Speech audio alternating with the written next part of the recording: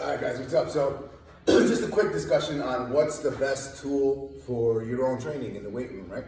And what I'm trying to do with Bjj Dominance is use my expertise in the weight room, in coaching people, in getting people stronger, getting people faster, more powerful, mobile, right? Human performance is one of my things that I've chased 15 years now, you know, in different settings. So what is the right tool for the job for you guys? Is it a dumbbell? Are dumbbells better than kettlebells? Is a kettlebell better, a dumbbell better than a barbell? It's like it's not a weird answer, but the way my personal coaching philosophy is I kind of teach everything with dumbbells and kettlebells at first. So people understand certain movement patterns. That's what means most to me. Then when they prove to me that they understand the way and how certain things are supposed to feel, then I'll advance them onto a barbell if they want to. Some of my older women that I train don't care for training a barbell, and I really don't care. I'm not going to push it, right? So one of the big differences biomechanically of a dumbbell to kettlebell, and I'll show you guys really quick. So a dumbbell, obviously the weight is in our hand, right? In the center of our hand. The load is outside of the hand, but it's the same distance away from the wrist. If you see that, right? So this distance from the wrist to the elbow compared to where the load is, this distance compared to where the shoulder is, right? Now, just think of it like levers. You're prying something up that's really heavy, right? So if I were to do a shoulder raise with something like so, it's gonna look something like that, and that's 25 pounds, you know, it's kind of heavy for me to be honest right now, but now that's a dumbbell. So the load is right where the hand is, right? Or aligned right close to the wrist, closer. So now look at a kettlebell though. What are you holding onto, right? You're holding onto the handle, which the load, a good 80% of it is that distance is now way further. This is 16 kilo, it's about 35 plus pounds, it's about 35 and change. There's no way right now that I could just swing that out to the side like that, right? So that's the biggest difference. Sometimes these things, they're the right tool for the job, right? So it's very easy to keep a pair of bells in your trunk. Wherever you work out, they don't take up much space as compared to a barbell. But this is where the kind of paradox happens. There comes a point in your strength where, you know, I'll start teaching people how to do a deadlift with a kettlebell. Kettlebell deadlifts here, good position, right, where they're just coming up. Advance them to 2 kettlebells. Advance them then to a trap bar, right? And then advance them to a barbell. Why am I doing so? There comes a point where, believe it or not, where a 100-pound kettlebell for 40-plus-year-old female is really not that heavy. After a while, when she understands how to lift it with her entire body, right? Now, how do I advance that even further? They make 120, 150, 200-pound kettlebells.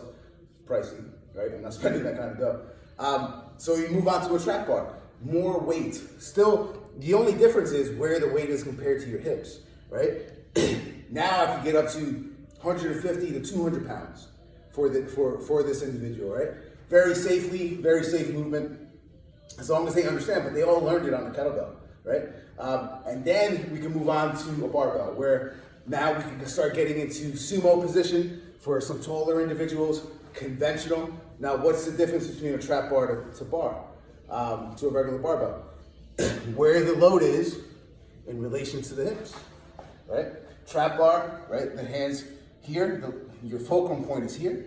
The load is being pulled straight up. Barbell, now look where the load is. It's a little bit different, that angle, if we draw lines from here to here, that's what makes things more stressful. That's the difference that makes it to the tissue, to the muscles. There's guys, forget his name right now, mad scientist Nick Nielsen.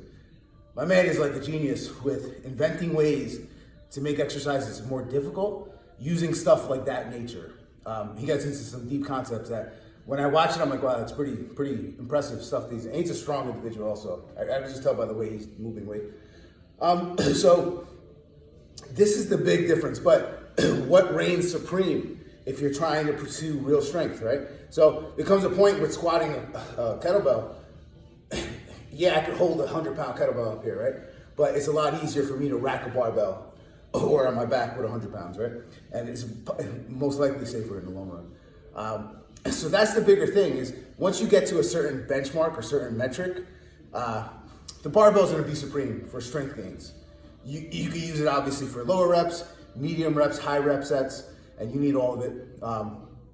And the learning tools, the building blocks are done with kettlebells and dumbbells.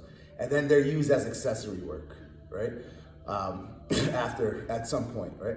And a good example is think of really quick accessory work. If you want to try this out for yourself, right?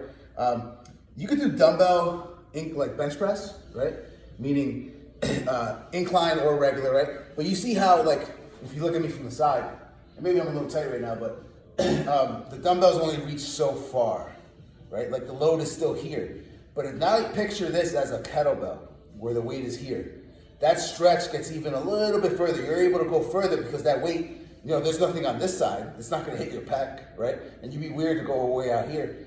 But now that load, try that out for yourself. Go on a bench.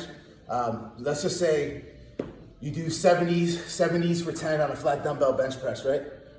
Pretty average. It's good weight for most men in a sense. Now try that with 70-pound kettlebells. And you tell me the difference, right? And that's the difference in between when we use certain tools versus others, right? You're gonna get a deeper stretch, which increases the contractibility of the tissue, which in the long run, you're actually probably gonna be sore because you're stretching the tissue more.